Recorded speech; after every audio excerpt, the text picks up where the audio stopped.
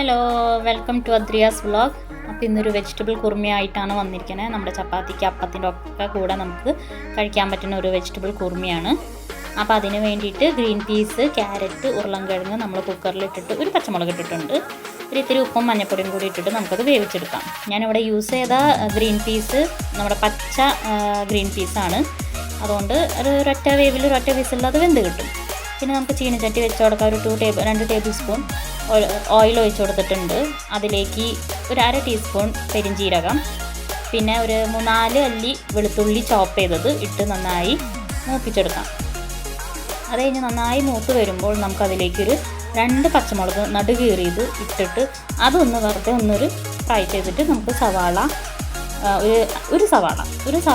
ചെറിയൊരു സവാള നന്നായി ചോപ്പ് ചെയ്തിട്ട് നന്നായി വഴറ്റിയെടുക്കാം. ഓൾറെഡി ഗ്രീൻ പീസും പച്ചക്കറികൾ വേവിച്ചപ്പോൾ അതിലേക്ക് ഉപ്പും മഞ്ഞൾപ്പൊടി ഇട്ടിട്ടാണ് വേവിച്ചിരിക്കുന്നത്. അപ്പോൾ ഇതൊരു നുള്ളു ഉപ്പിട്ടിട്ട് നമ്മുടെ സവാള വാടാൻ വേണ്ടി മാത്രമുള്ള ഉപ്പിട്ടിട്ട് ഒന്ന് വഴറ്റിയെടുക്കാം. അത് കഴിഞ്ഞിട്ട് അതിലേക്ക് കരിവേപ്പില ഇട്ട് കൊടുക്കുക. വേപ്പിലിട്ടിട്ട് അതിലേക്ക് ഒരു ടേബിൾ സ്പൂൺ മല്ലിപ്പൊടി.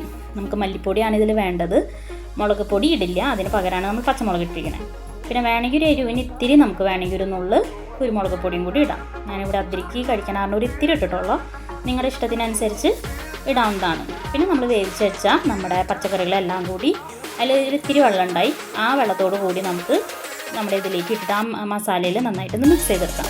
അപ്പോഴേക്കും നമുക്ക് അതിലേക്കുള്ള ഒരു അരപ്പ് റെഡിയാക്കാം. അപ്പോൾ തേങ്ങ ചിരകിയതും അതിലേക്ക് ഒരു 3 കശുവണ്ടിയും കൂടി ഇട്ടിട്ടുണ്ട്. കശുവണ്ടി ഇല്ലെങ്കിലും കുഴപ്പമില്ല, അത് നന്നായിട്ട് നമുക്ക് പേസ്റ്റാക്കി കൊണ്ടുവരാം.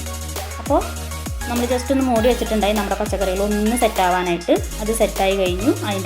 അത് തുറന്നിട്ട് നമ്മുടെ അരപ്പ് നാളികേരം അരച്ച് വെച്ച്, നാളികേരം കശുവണ്ടിയും കൂടി അരച്ച് വെച്ച അരപ്പ് ഇട്ട് നന്നായി അതൊന്ന് ഇളക്കിയെടുക്കാം.